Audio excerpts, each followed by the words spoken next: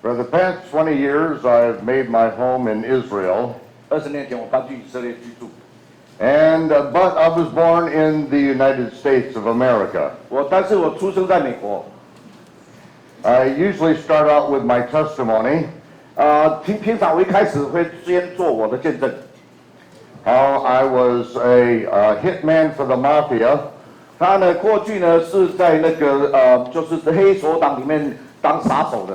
And a drug addict for many years. 然后呢，贩卖那个毒品很多年。But that's not true. 但是这不是真的。My father and his family are Jewish. 我的父亲啊，一直追溯到先祖，全部都是犹太人。They never darkened the doorstep of a church in their whole life. 他们一生之中从来没有进到教会里面去。But he married my mother, who is a Christian. 他跟我妈妈结婚，我妈妈是基督徒。And my mother took me to church every time the doors were open. 每一次呢，只要教会的门是开着，我妈妈一定带我进去的。When I was 6 years old, I won the award for bringing the most children to Bible school. OK， 他呢6岁呢得到教会给他一个奖，那个奖就是说呢，带最多小孩子去上圣经课的小孩。My mother would drive around in a big station wagon. 他妈妈很热心拿一台很大的那种休旅车。And pick up all these children that I didn't even know. 到处呢把人家的小孩带上车，我都不认识他们啊。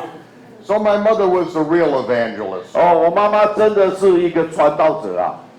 And I grew up in the church and I had questions. 但是呢，我从小在教会长大，我就是一直有疑问，很多的疑问。The first big question that I asked the pastor was, how do you get 3 days and 3 nights between Good Friday and Sunday morning? 所以呢，我那个时候很小嘛，我只能问这个很简单的算术问题。我就问说，为什么呢？星期五呢受难日，然后算到星期天早上，我这边算怎么算不到3啊？3天3夜我都算不出来。I learned from the Bible that there was only going to be one sign that Yeshua, Jesus, was the true Messiah. 可是我幼小的心灵呢，我又相信耶稣讲的话，他说3天3夜他会躺在坟墓里面。He said it would be the sign of Jonah. 然后说这一个呢，邪恶淫乱时代，我就留这一个神迹，就是约拿的神迹啊，很重要的神迹啊。As Jonah was 3 days and 3 nights in the great fish's belly, so he would be 3 days and 3 nights in the grave and raised on the 3rd day. 就如同呢那个先知约拿在大鱼的腹中3个晚上3个白天呢，他同样的耶稣说，就像那样，我在地底下也会3个晚上3个白天，然后第3天复活。When I was 8 years old, I couldn't get 3 days and 3 nights in that time frame. 我8岁的时候呢，在我那时候算数的程度呢，我算不出来那个从礼拜5到礼拜天呢是3个晚上3个白天。Because I was taught he was crucified on Friday and got up on Easter Sunday. 因为呢，我在教会里面被教导的就是说，礼拜5差不多傍晚上十字架，然后呢礼拜天早上呢叫做以斯他路，那个星期天早上我们称为复活节。My mother didn't have the answer. 我妈妈也没有办法给我答案。And I know she could count to 3. 然后呢，我也知道她没有数1、2、3，她也数不完。So she said, ask the pastor. 所以她就说：“好了，你就赶快去问这个牧师吧，他一定知道。” And at 8 years of age, I realized the pastor couldn't count to 3 either. 结果呢，我就惊讶的发现，我那才8岁，结果呢，我的牧师跟我一样也数不到3。And so I started searching the Bible. 所以呢，就是因为这样，我开始很认真的在探索圣经里面的经文。That eventually took me to Bible school and seminary. 为了这样子呢，我一路的进到了那个神学院。I learned Hebrew and I learned Greek. 为了这样子呢，我还去学了希伯来，又去学了希腊文。But I still couldn't count to 3. 可是呢，搞了这么一道旅程以后，我还是发现我还是数不了3。So I moved to Israel. 所以呢，我就搬到以色列去了。Now, I have to back up a minute. 好，我现在要回顾一下。When I was 10 years old, my father had a heart attack. 我10岁的时候，我爸爸有心脏病。He was only 30 years old. 他那个时候才30岁。And then he went to church with my mother. 哦，就因为这件事情呢，他跟我妈妈愿意跟我妈进教会了。He believed in Jesus, 他真的相信耶稣是弥赛亚， and he immediately went to Bible school and learned Hebrew. 然后那个以后呢，他就进到圣经学校开始学习希伯来文。So through the years, all the questions I had about the Bible that were confusing to me, 所以这些年来啊，那些让我产生困惑在圣经里面的这些问题， I began finding the answers in the Hebrew Bible. 哇！后来呢，我开始从这个希伯来文本的圣经里面呢，我开始寻找到了答案。I moved to Israel, where I've been for the last 20 years. 我呢而且我特意搬到以色列，在那边住了20年。And some of the most amazing discoveries in archaeology have been made during that period of 而 time. 且就在我住在以色列20年呢，有一些让人惊异的现代的考古的发现被挖掘出来了。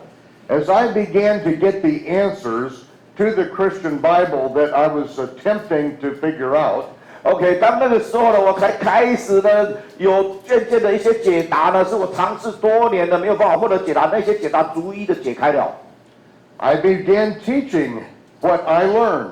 哇，那时候我很兴奋，我就开始呢，开始来教导我所学到的。So I ended up on many television programs in English and in Spanish. 结果呢，后来呢，最后呢，变成说我在很多的电视频道上面，在英文的频道还有西班牙语的频道上面，你都看得到我在那里教导。Because when I got the answer, I found out that many people had the questions. 哦，因为呢，我发现我终于寻得了答案了以后呢，我才发现说，哦，原来有许多人跟我一样呢，对于我过去所有的这些问题，他们也是在寻求答案。So 20 years I began producing television programs on biblical archaeology in the land of Israel. 所以呢，20年前我就开始呢，就直接在以色列开始了我的这个电视节目的事工，那个是关于那个圣经的考古，然后结合圣经的知识的。And I brought something with me. 好，就今天呢带了一个很重要的东西来。4,000 years ago, 4000年前， fire and brimstone rained down out of heaven onto the cities of Sodom and Gomorrah. 圣经说啊，那个硫磺火石啊，从耶和华面前降下来，降到所多玛跟蛾摩拉。They were reduced to pure ash. 那个整个城市还有里面一切的人跟生物呢，都是马上化为灰烬啊。And what appeared to be distant rock formations out in the middle of the Israeli desert 而且呢，就是你从外表上就在以色列这个旷野之地啊，你看起来的好像是那个天然的那个岩石的成型的雾啊。It turned out to be the ashen remains of the cities of Sodom and Gomorrah. 结果呢，居然是发现说那个不是天然形成的那个建物啊，那个是呢根本就是所多玛、蛾摩拉的建筑物啊，化成的灰烬呢，在那里一动一动的。Archaeologists began going out to that site and made an amazing discovery. 所以考古学家们呢，就开始到那些地方去呢，然后呢，找到了很多惊人的考古的发现。The city is covered with millions of chunks of brimstone still today. 你即使到现在，你到那些地方去啊，你还会看得到几百万颗现在他手中拿着硫磺火石。When this rained down out of heaven on fire, it incinerated the city. 当这些呢，从天而降啊，把整个城市化为灰烬的时候， And then the ashes of the city then collapsed and snuffed the sulfur, the brimstone out. 然后呢，因为那个整个那些的建筑物啊化为灰烬的时候呢，它那个就把那个这个硫磺火石啊盖起来，盖了以后呢，因为没有氧气，所以呢它的火呢就停了。But if we touch a match to this, it will immediately turn into a black oozing mass with purple flames. It will melt right through the windshield of a car. 但是呢，如果今天呢，我在这里把它点燃的话，拿个火柴把它点燃，它马上会点燃起来，而且呢，会有那个黑色的那个烟雾跑出来，然后是你会看到紫色的火焰，而且那种的味道让你受不了。这样子的的东西啊，如果放在你的那个汽车挡风玻璃，它会直接把你挡风玻璃融化掉。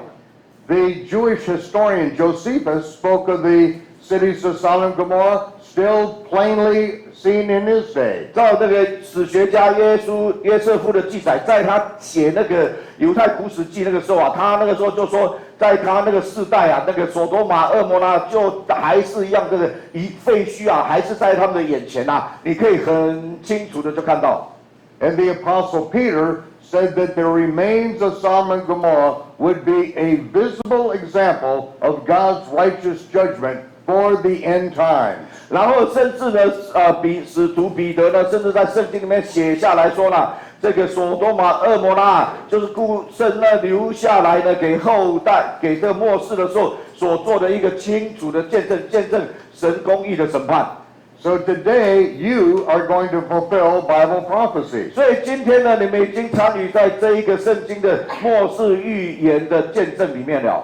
I'm going to pass this brimstone out so that all of you can touch the remains of Sodom and Gomorrah. 所以呢，我现在会把这2颗从所罗马、蛾摩拉带来的硫磺火石啊，这传递下去，你们每一个人都可以接触到这个硫磺火石啊。Now be very 你们要很 careful 小心， because 因为 this brimstone 这个硫磺火石 each piece is worth $3.5 million. 每一件啊，这2件一件哦，价值350万美金。The reason it's worth so much 为什么会这么高价？ is I'm the only one who has any, and I can charge whatever I want. 只有我有这2颗啊，所以呢，我可以漫天要价。Now you smell your fingers. 好，你现在可以闻一下。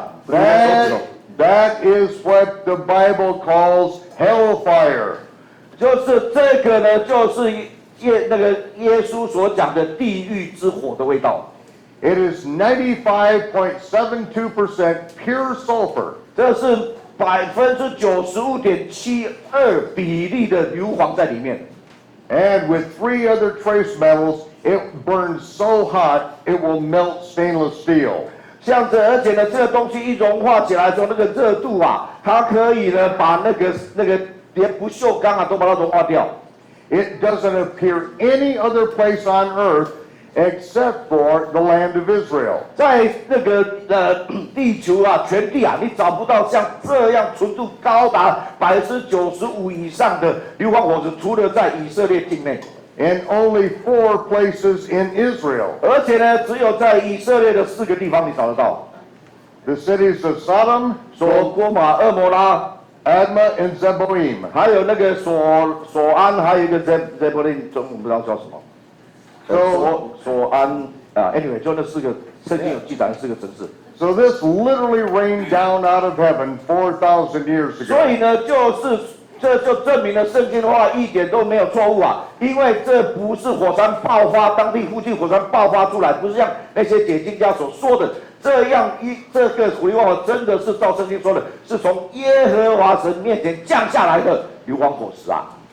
I lived just an hour away from Sodom and Gomorrah, so I have been there hundreds of times and have taken thousands of people to that site. 因为呢，我住的地方呢，距离这个所罗马、蛾摩拉的废墟只有1个小时之远啊，所以20年来，我带着成千的人呢，到了那个地方去参观啊。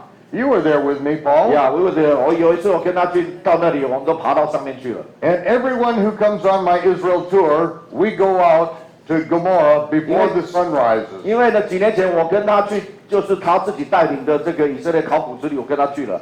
然后呢，因为那个地方是在沙漠，很热，所以这个太阳还没有出来的时候就要去啊。Since Israel became a nation in one day in 1948, 1948年呢，以色列呢一日而生。the greatest archaeological finds in history have been unearthed. 从那个时候开始啊，这个历史上呢最伟大的关于圣经考古的发现，就从以色列复国以后呢，逐步的展开了。And that's really what took me to the land of Israel 20 years ago. 就是因为这些的种种考古的发现呢，让我呢搬迁到以色列居住。And that's what I want to tell you about today. 那就是我今天要跟各位分享的。Pharaoh's chariots and army have been found on the bottom of the Red Sea. 法老王啊，他自己的那个马战的那个战车的那个轮子，还有法老的军兵们，都已经在红海底下被发现了。They were looking in the wrong place for hundreds of years. 过去的考古节要数百年呢，白费力气，因为他们在别的地方寻找。Because Constantine's mommy picked out the wrong site for Mount Sinai. 就为什么呢？因为康斯坦丁大帝的妈妈，她呢决定呢说是那个地方是在那个西乃半岛，所以大家就从此一直以为是在那里。She picked out a little mountain in Egypt so they could build a monastery there. 然后呢，尤其康斯坦丁的妈妈啊，她呢在那个埃及的一个西乃半岛呢，她就是找到一座小山呐、然后她在那个小山上面要盖修道院。But Moses was in the land of Midian as a shepherd when he came across the mountain. 然后他们就把那个当作西乃山，可是呢，圣经明白告诉我们说呢，那个摩西啊，当初在那个米甸的那里呢，在牧羊。And that is the mountain where Moses brought the entire nation of Israel out of Egyptian bondage. 这个摩西在米甸的山区牧羊啊，同时呢，也是以后呢，他从那个埃及啊，把以色列百姓呢，也是带回到这里。When they came out of Egypt, they crossed the Yam Suf. 然后在他们从埃及出来的时候，他们越过红海。Yam Suf. Yes, 杨树红海。That's how we interpret. I mean, translate it. Well, in Chinese. Red Sea. It's not a Chinese name. Oh, okay. It's Hebrew. OK， 杨树，他说大家讲一下杨树。Very good. There's only one place in the Bible called the Yam Suf. OK， 整本圣经里面只有一个地方被称为杨树。And you probably said Red Sea, right? No, yeah, in the Chinese Bible, yes, we said Red Sea， 红海，我们中文翻译。There's no such place as the Red Sea in the Hebrew Bible. 然后其实呢，你在整本圣经里面，你找不到一个海是红色的。Because the Bible isn't in Chinese. 因为本来圣经不是用中文写的。It's Yam Suf. 那个呢，杨树。And that very sea today is the Gulf of Aqaba. 然后那个整个那所在的地方就在这阿卡巴那个湾那里。And then several years ago, they took underwater robotic dive cameras down into the Yam Suf. 就在几年前呢，他们用的雇了那个潜水的，而且是那个高解像度的那个用操控的那些的，好像机器人似的那个摄影机呢，潜到下面呢去拍照。And Egyptian chariots and army have been found on the bottom of the Yam Suf, strewn for 1.5 miles. 就在那个红海的底下，他们秧树啦，不要讲红海了，就在秧树的底下呢，他们就找到的那个长达1英里半的那个以色列法老的那个军兵，他们就躺在下面。So in my television programs, I take people to the Yam Suf and take them with the underwater robotic cameras. OK， 所以呢，在我的那个电视节目里面，我有带了一些人啊，跟我呢一起呢，就到那个地方去，而且我们就用那个水底下的潜水的那个摄影机让他们看。Once they found the Red Sea crossing site, 然后他们也找到了做实际的那个过红海的那个地点。The archaeologist Ron Wyatt sneaked into Arabia and found the original Mount Sinai. 那个时候啊，就同样是找到的这个红海的这个人呐，这个考古家叫做 Ron Wyatt 罗威恩呐然后这个Ron Wyatt 他呢从那个时候呢，他偷偷的进到了那个西乃山的阿拉伯的那个真正的那个西乃山所在的地方。He found something that convinced the Arabians that this was Mount Sinai. 他找到了他的考古发现这个阿拉伯人呢，相信说这个的确呢就是圣经里面记载的真正的西乃山的地方。I published this picture in our calendar this year. 今年呢就在我的希伯来历里面呢，我把那些照片呢放在里面。It is the altar to the golden calf with the carvings of Apis and Hathor, the Egyptian bull gods. OK， 你现在看到就是在那个西乃山啊，照圣经记载，他们做了祭坛献金牛犊吗？那个呢，就是在那个祭坛的旁边的，因为祭坛是用石头盖的嘛，那这祭坛的壁啊，墙壁呢，就是你会看到一只公牛跟一只母牛，那只公牛叫 Apis and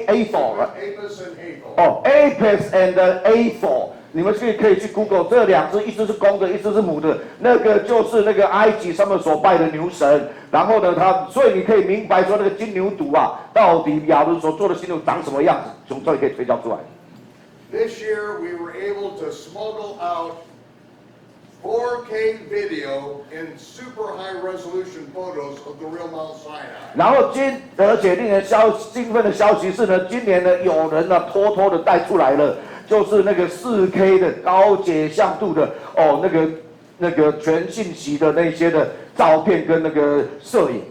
The rock that Moses struck and out came a river of water. 你现在所看到的，就是在这个西乃山山顶啊，就是摩西击打那个磐石啊，不是分裂吗？从那里的几百万加仑的水啊，那个这样子怎么流下来呢？给以色列喝，就是这张照片你所看到的。We could see by satellite photos the 2 riverbeds that came out of that rock. 现在的那个卫星啊，直接摄影下去，你可以看到说，从这个分裂的磐石的在两边呢，真的就好像那个河流的河床啊，因为那个大量水一下子蹦出来的时候呢，冲刷出来两道的河床，清晰可见。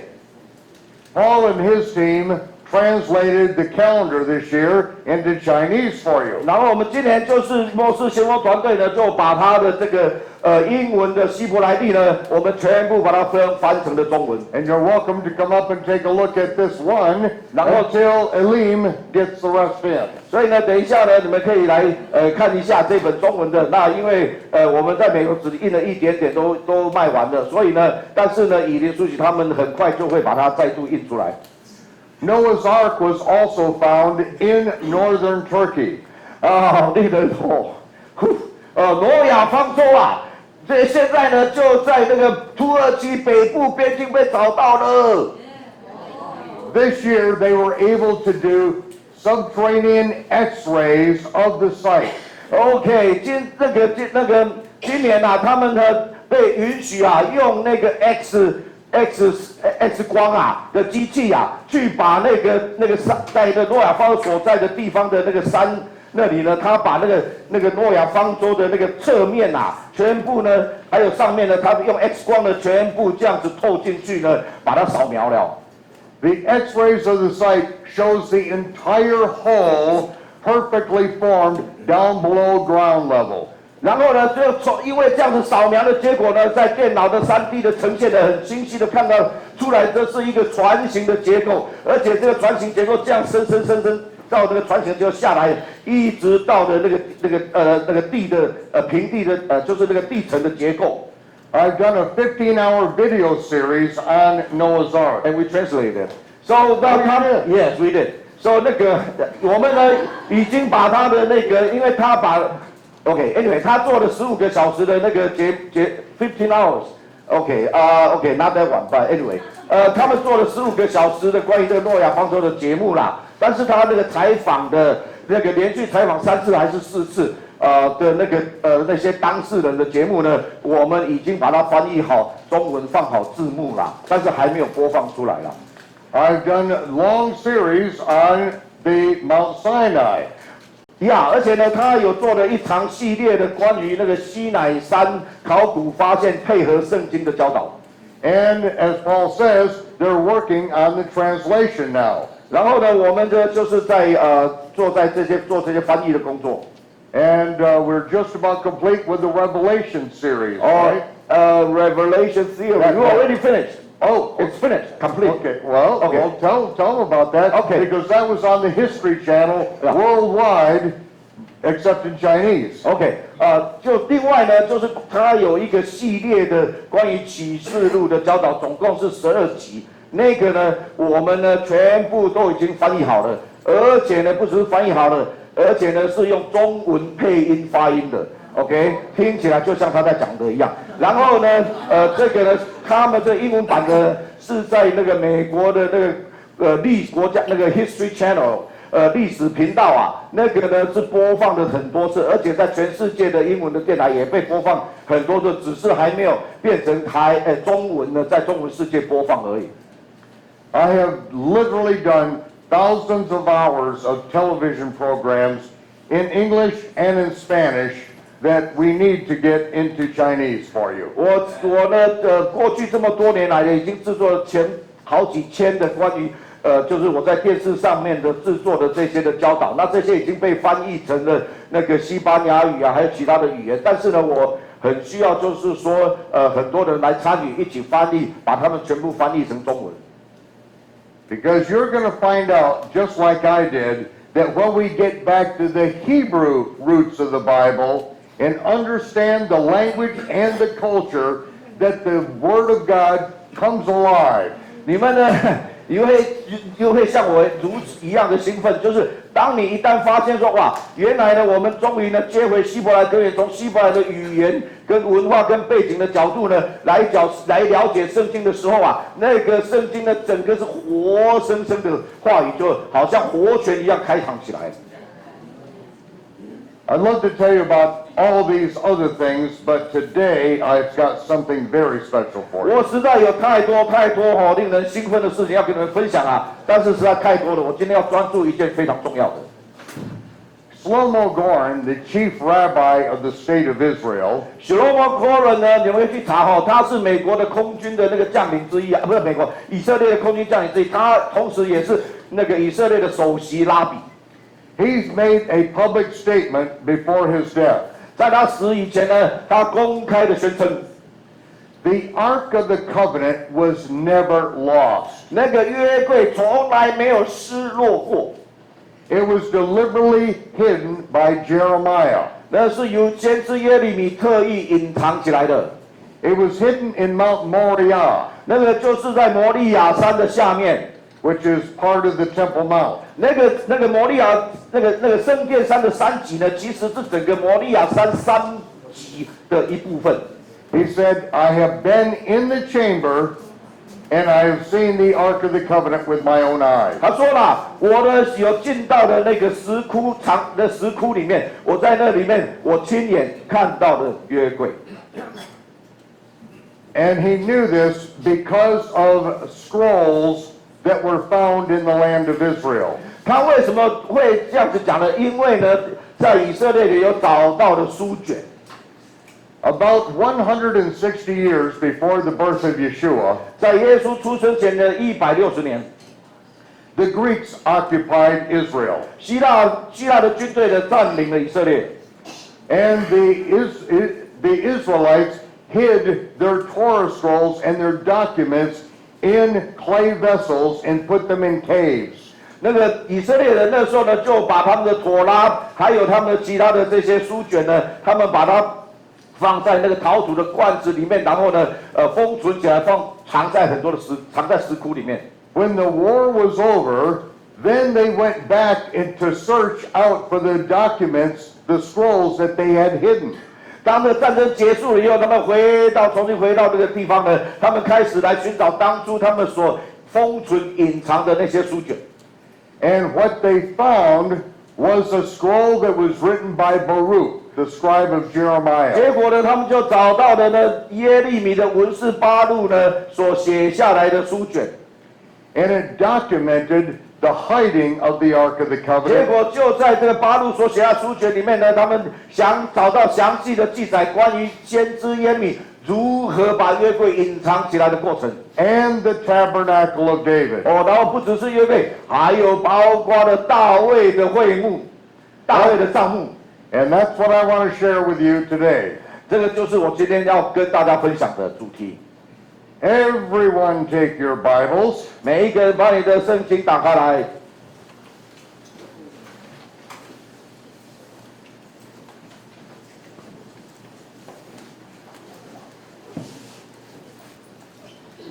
and turn to the book of Acts. 好，大家呢到那个使徒行传。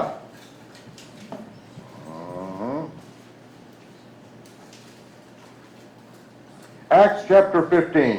啊，使徒行传第15章。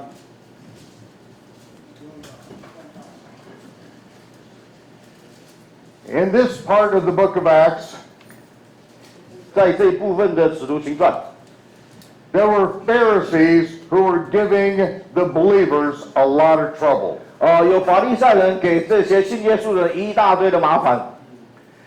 The Pharisees who became believers in Jesus 那一些呢，相信耶稣是弥赛亚的法利赛人， said that the Gentiles aren't really saved because they didn't go through the proper rabbinic hoops.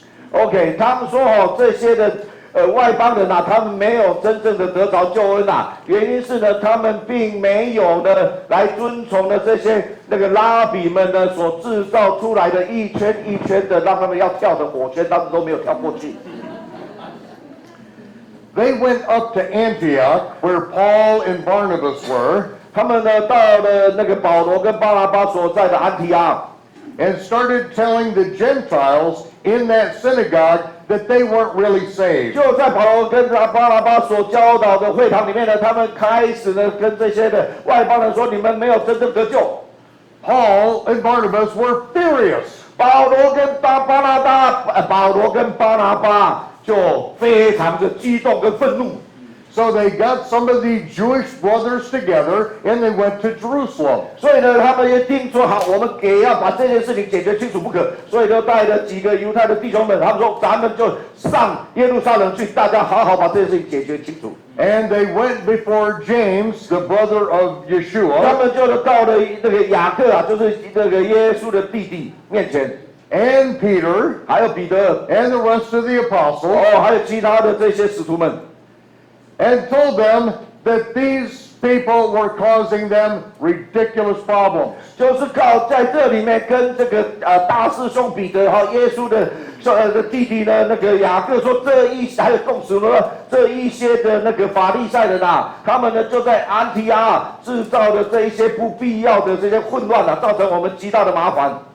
Peter had to remind them that he was sent by the Holy Spirit to the household of Cornelius, 就在 Gentile Roman soldiers. 那个时候呢，就在这个会议里面彼得呢，甚至呢还起来做见证说，提醒这些众使徒们，还有这些犹太人们说，我记得吗？当初呢，我是怎么样在异象中，然后呢被天使呢被叫到那个哥尼流外邦人哥尼流里面家里面，他们如何看到那个哥尼流一家他们受洗后，他们就被圣灵充满，你们记得这件事吗？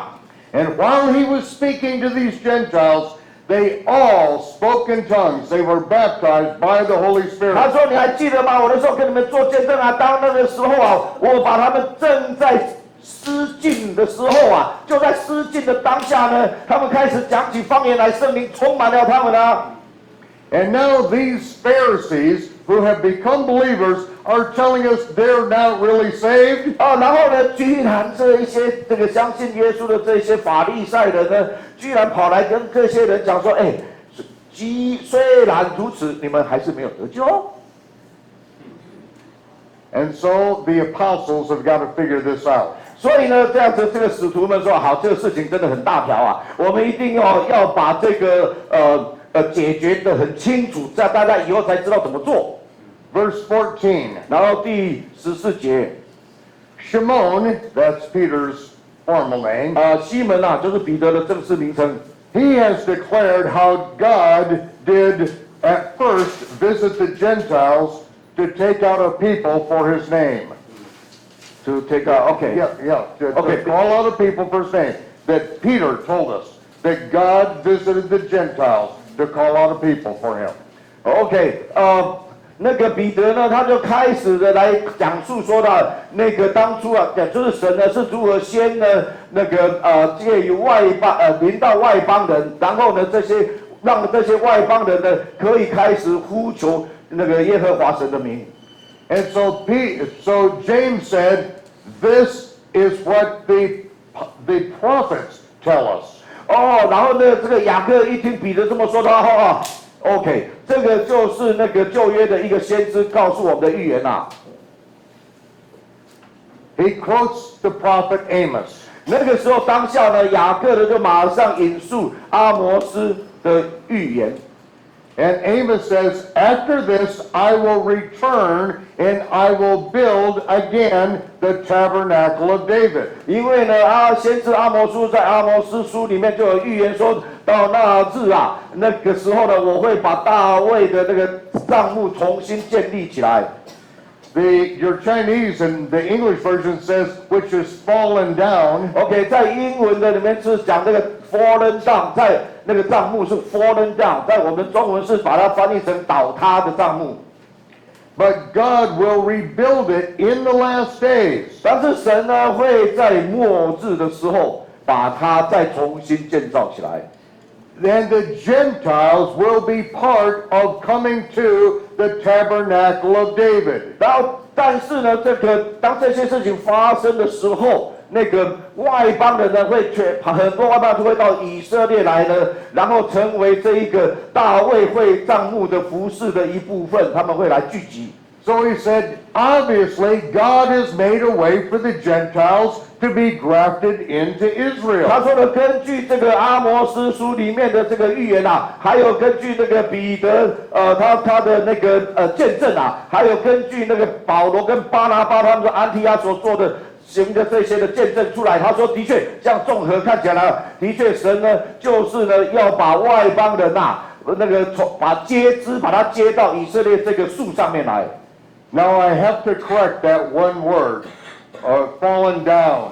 好，现在我要校正所谓的倒塌的帐幕，倒塌这两个字。The tabernacle of David did not fall down. 大卫的帐幕并不是说年久失修倒塌了，或台风来倒塌了。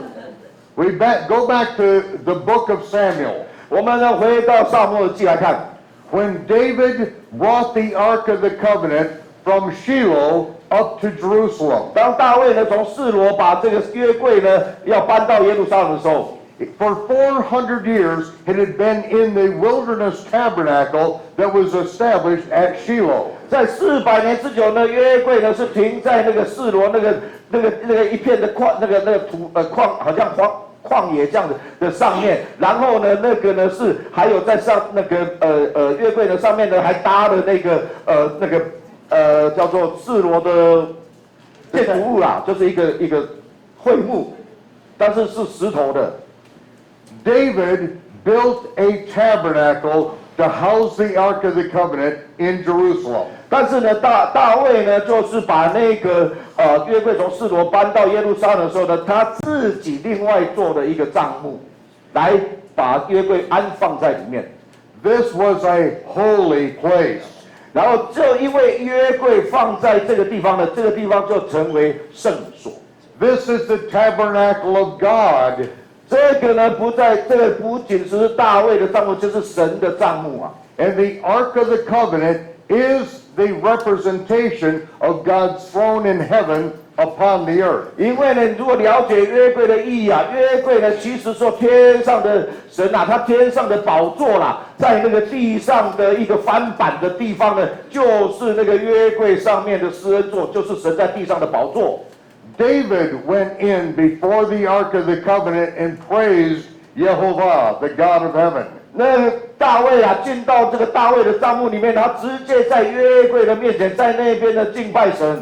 And then David determined that he was going to build a temple. 就是在那里呢，他决定了定义呢，他要建造耶和华神的殿。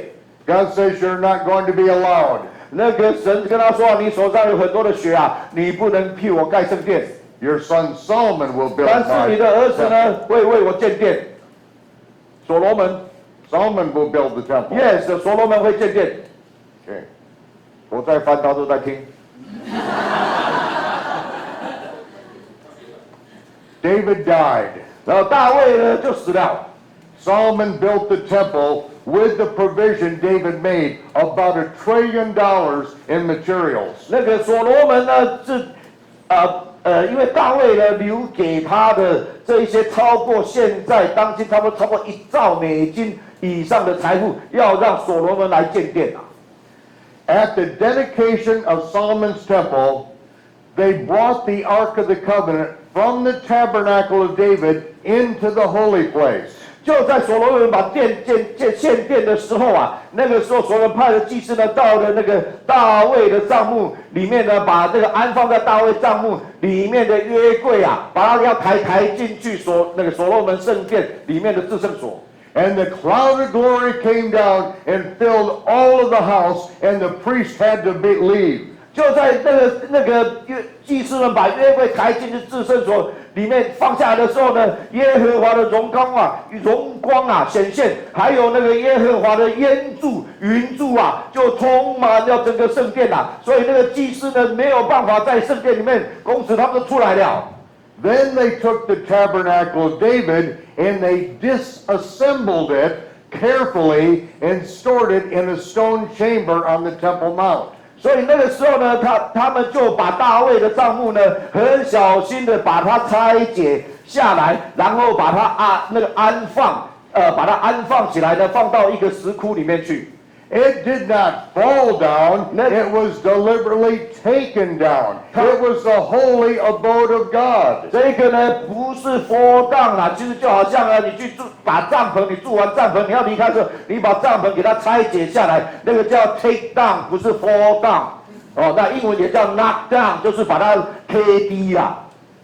Hundreds of years later, the prophet Jeremiah said that Jerusalem and the temple would be destroyed. 然后呢，几百年以后呢，耶利米先知啊，居然预言说圣殿会被毁啊，然后呢，耶路撒冷会被攻陷。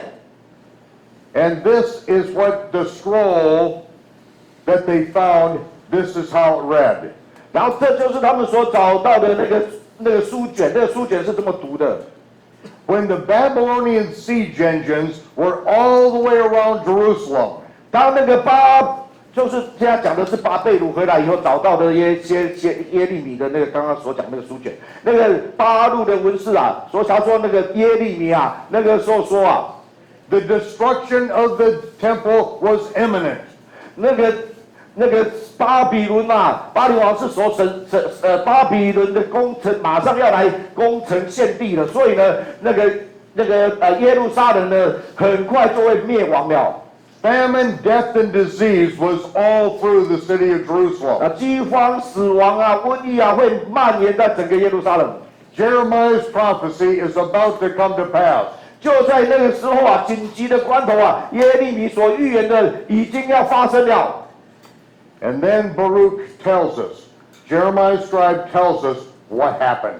就在那个记录里面呢，巴路告诉我那时候发生了什么事。God spoke to Jeremiah in a vision.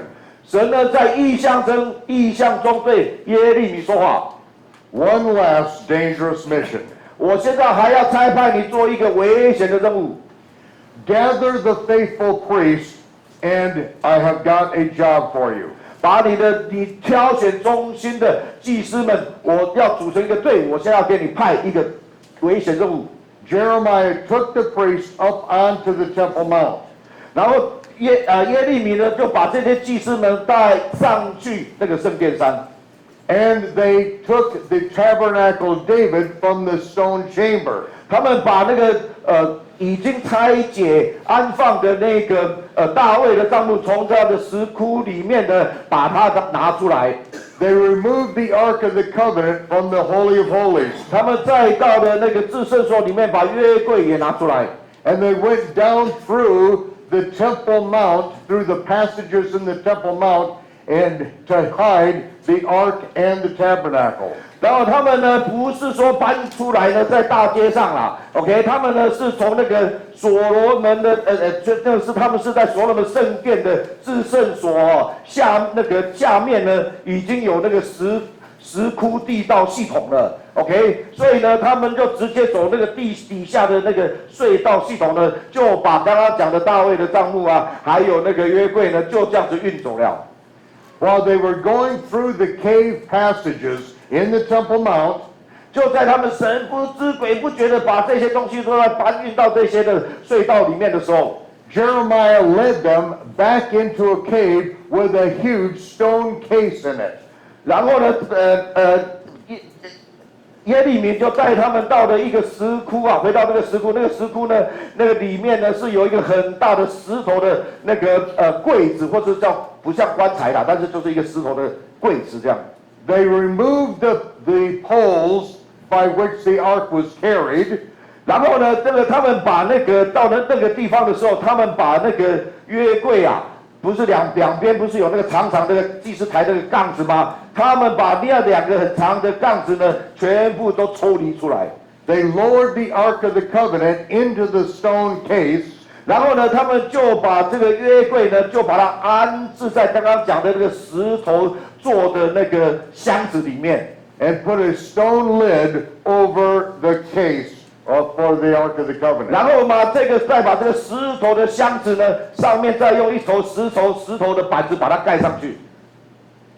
While Jeremiah and some of the priests were doing that, 当耶利米呢跟一些的祭司在做这个事情的时候 the record states that one of the priests began to make a carving in the cave to find the way back to the ark. 文士记录八录那时候记录说，当他们正在石窟里面做这个事情的时候呢，其中有一个祭司呢，就走到这个石窟的洞口的外面的墙上，在那边做描绘一些的东西，他在做记号，好让知道说，哎，以后因为石窟里面四通八达那么多的石窟，也不晓得是哪一窟啊，所以他要做的记号以后能够回到这里来。I just realized that you were in that cave with me. Yeah, I was there. 我还跟他到那个石窟的外面啊，没有到，我不知道，不是，就是很外面，那进去是四通八达的啦。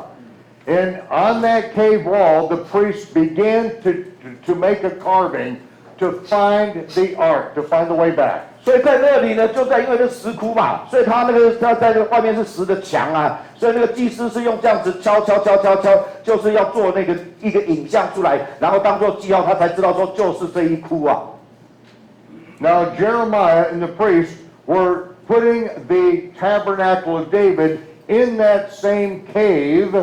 然后就这个时候，耶利米跟其他祭司就在同样那个石窟的里面呢，正在安置刚刚讲的约柜，放到那个石头的箱子里面。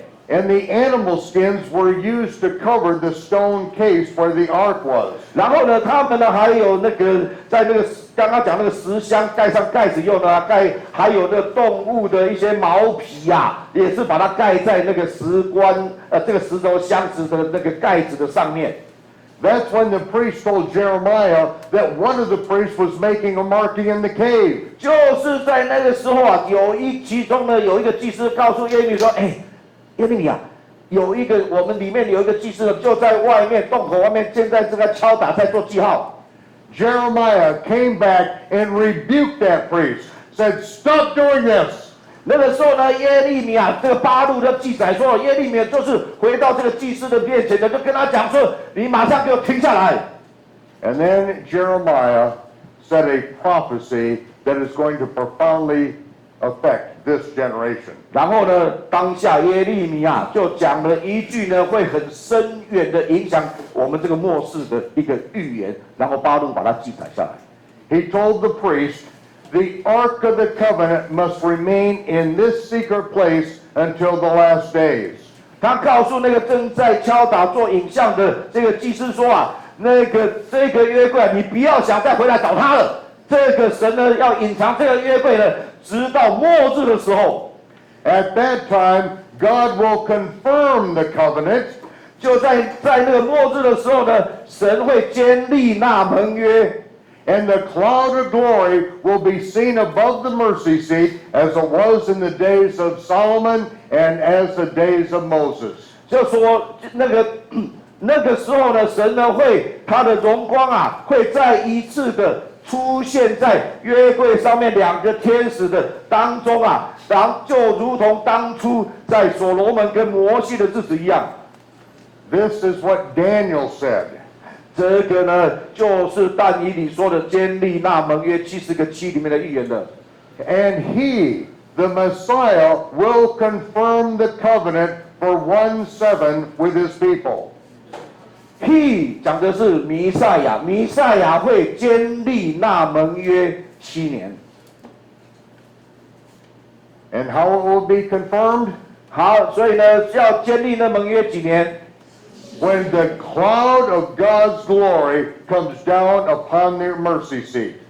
就这7年啊，你们会看到 ，OK， 就是从这个它的开始点，就是那个神的耶和华的荣光啊，或者荣耀，是那个荣耀是以约柜为居所的荣耀，所以我们叫 Shekinah glory。所以那个特别的荣光会彰显再一次的在约柜上面显现出来。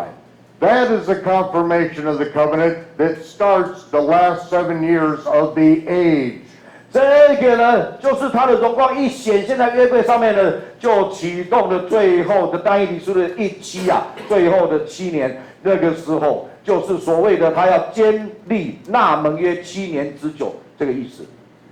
This is why it is so important that Shlomo Goren said that he saw the Ark of the Covenant with his own eyes. 这个也就是为什么首席拉比啊，那个国人呢，他要特别宣称说他已经亲眼看到约柜的原因啦，因为这是有它的重要性。 And then we could start digging into the documents that tell us how the Ark of the Covenant got where it is. 好，然后我们现在呢有在探索一些的记录呢，我们才能够明白说，到底这个约柜是如何呢被搬到那个石窟里面的。 See, he will rebuild the tabernacle of David. 阿摩斯说啊，神呢会重建大卫的帐幕， But he always uses humans to do so. 但他一直都是用那个人来做这个事， Like God hid the Ark of the Covenant, but Jeremiah was his instrument. 就好像呢神呢是神把约柜给特意隐藏的，但是他是借由耶利米的手把它隐藏的。 Tell me how many minutes I have left. 好，还有几分钟剩下。5 minutes. 5 minutes, Yes. okay? Because this story, last time I told it, went on for 9 hours. 哦，上一次他讲这个故事花了9个小时才讲完。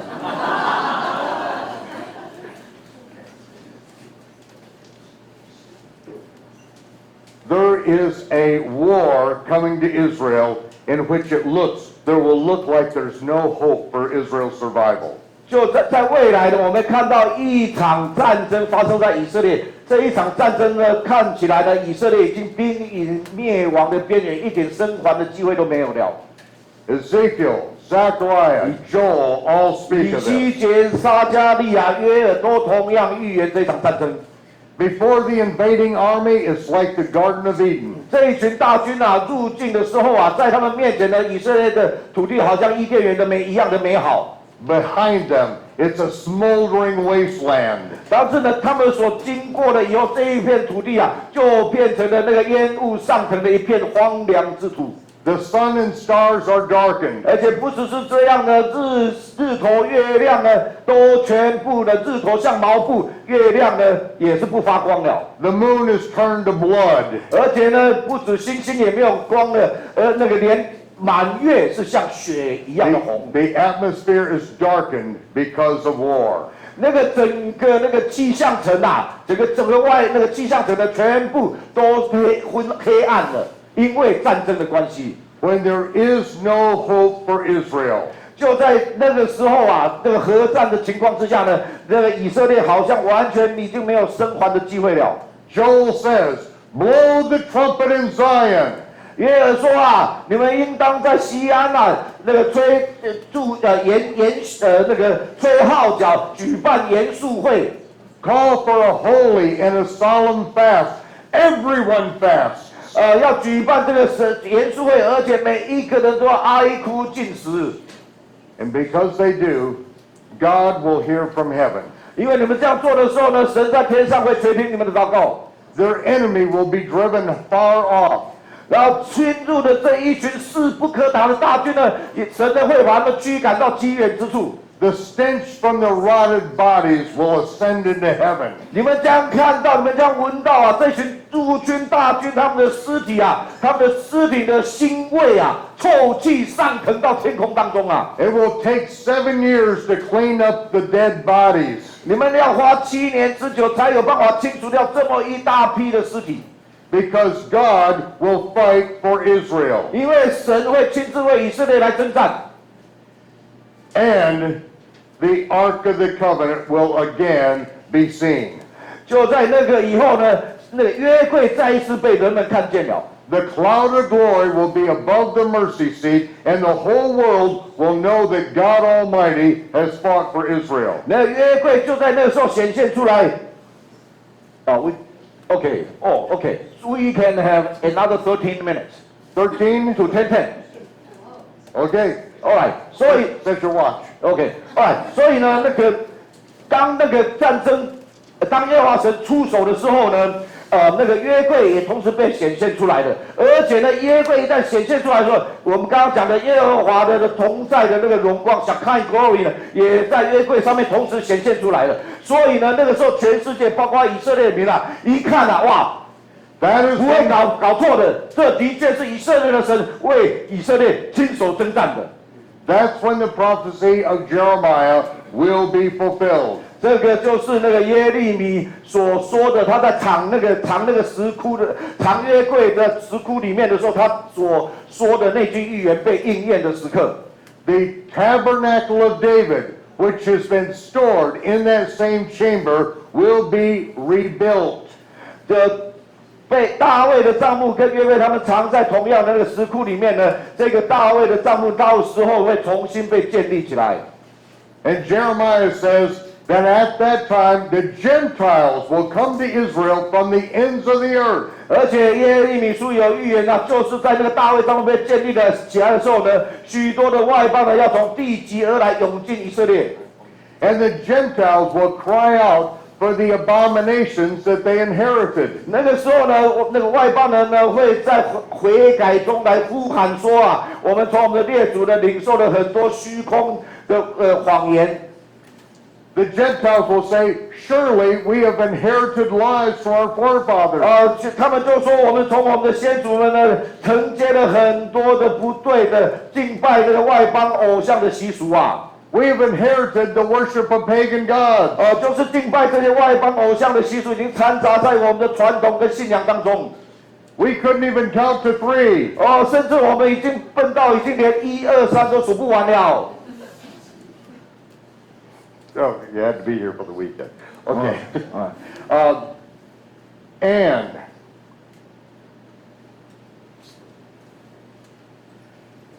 because the Gentiles repent, 因为呢，那个时候呢，大批的外邦人这样子的悔改的呼喊， and that's all you can do when you inherit lies. 这个我们只能这么做啊。我们是从列祖所承受的这么多的虚谎的教导啊，那我们只能这样子呼喊悔改而已。You can't help it if your mommy told you that Santa Claus comes down through the chimney on December 25th. OK， 就好像呢，你的妈咪呢，跟你说呢，那个圣诞老公公啊，会在12月25号从烟囱上面爬下来。And I suppose you might have some traditions like that in your own culture. 然后我们可能有类似，当然不是圣诞老公公从那个爬下来啦，但是呢，我们有类似像这样子的说法嘛，故事。But it's your burden to figure out the lies that you inherited. 当然，这个是没办法，是遗传下来的东西。但是呢，我们呢，当我们明白的说，这些东西不是真的的时候，那我们就有责任自己来澄清它了。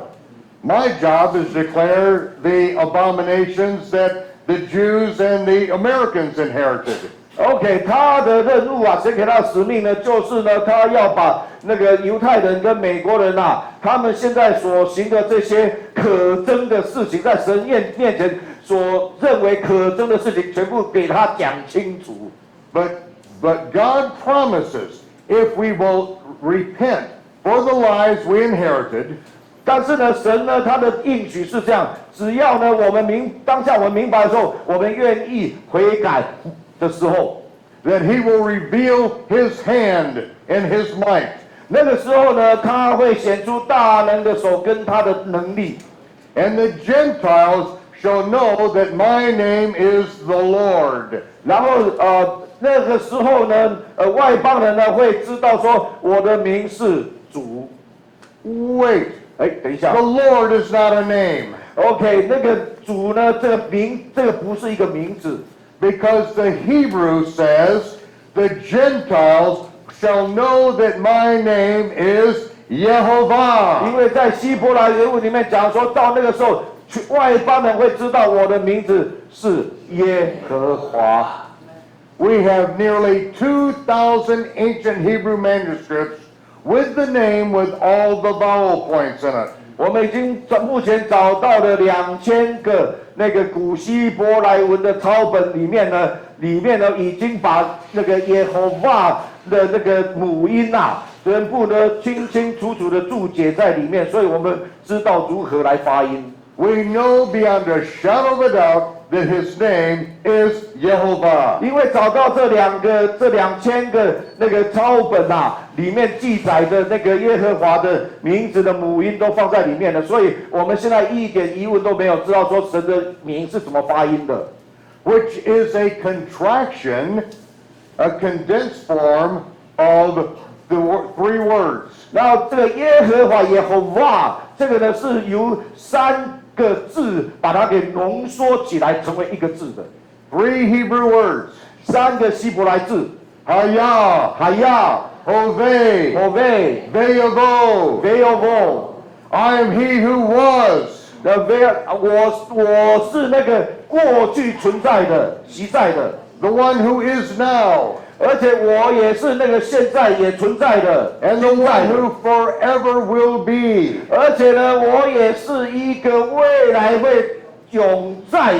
And he said, you will remember my name by the name of Yehovah. 所以呢，因为这样子呢，把这个习在、今在、以后在，而且永在的这个3个句子、三个字呢，全部给它浓缩起来，就变成了。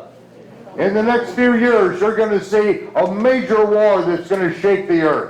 在以后的那个日子里面，你会看到那地球上会有大的战争呢，来震动整个列国。 You are going to see the Ark of the Covenant and the Tabernacle of David brought forth.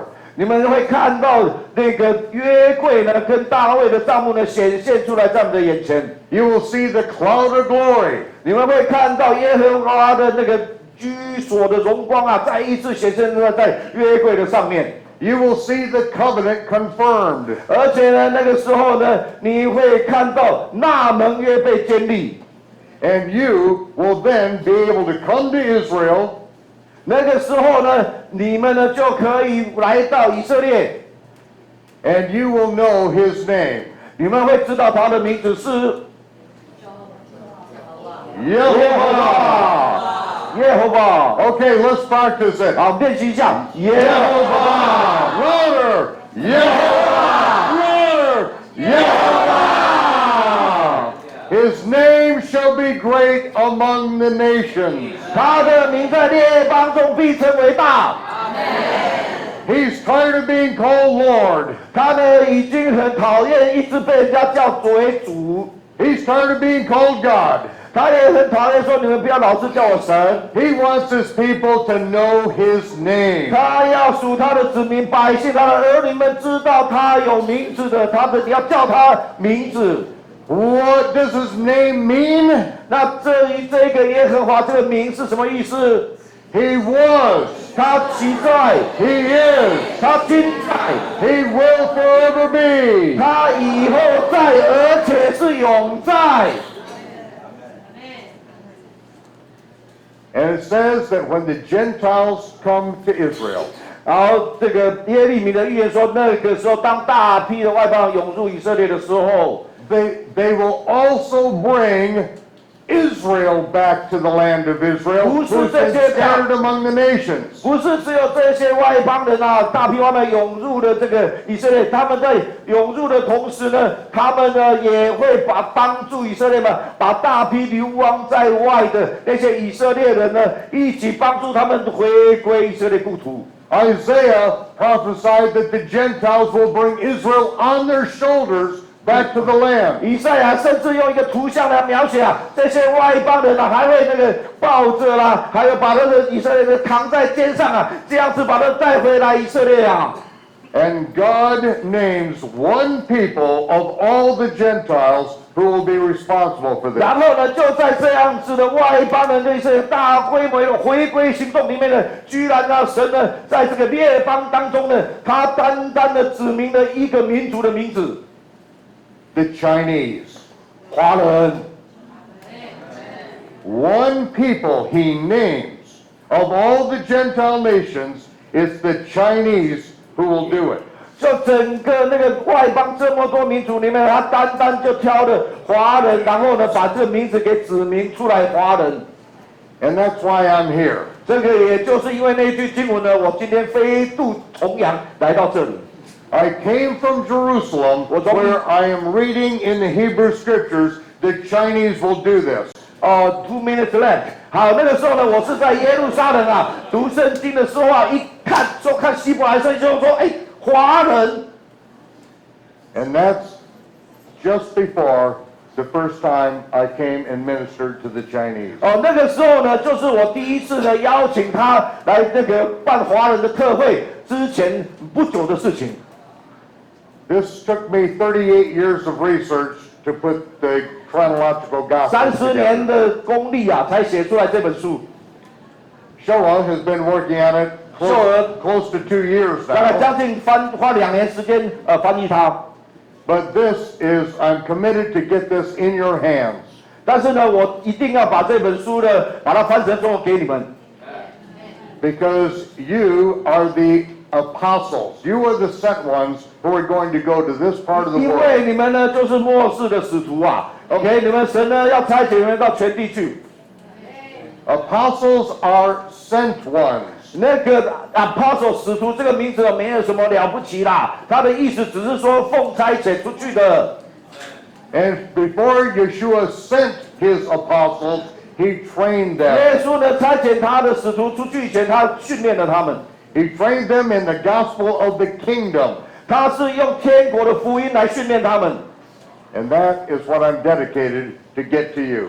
The gospel of the kingdom. 所以我奉献的一生呢，我也是决心要做这件事情，就是耶稣怎么样传讲天国的福音，我要照样把天国的福音的原貌传讲给你们。I'm going to pray for you. 我现在要祷告。I'm going to bless you the way that God said for the priest to bless his people. 好，现在的祷告的方式，那个神在妥拉里面规定祭司们如何为他的百姓来祝福的祷告。I don't need to know anything about you, and I don't even need to know your language for God to bless you. 我不需要知道你现在处境，而且不需要懂得你的语言，我就能够照耶和华神的吩咐这样来祷告，为你祝福。Because he said to put my name upon my people with this blessing. 因为呢，耶和华神说你用祭司们用这个祷告的时候呢，就等于是把我耶和华的名字放在我的子民身上。Yivarechecha Yehovah vayishmerecha. Yair Yehovah panadelecha vichunecha. Isa Yehovah panadelecha vayasem lecha shalom. B'shem Yeshua HaMashiach sar shalom. Yehovah bless you and keep you. 耶和华祝福你，而且保守你。Yehovah lift up his countenance upon you and give you peace. 耶和华扬起脸来赐你平安。Yehovah make his face to shine upon you and be gracious unto you. 耶和华扬起脸来光照你，施恩于你。In this blessing I speak, under the authority of Yeshua, the Prince of Peace. 耶稣弥赛亚，耶稣和平之君的名祷告。Yeshua, the Kohen Gadol, the High Priest forever. Amen. 同时耶稣也就是永远的大祭司之名。阿门。Amen. Thank you. Thank you.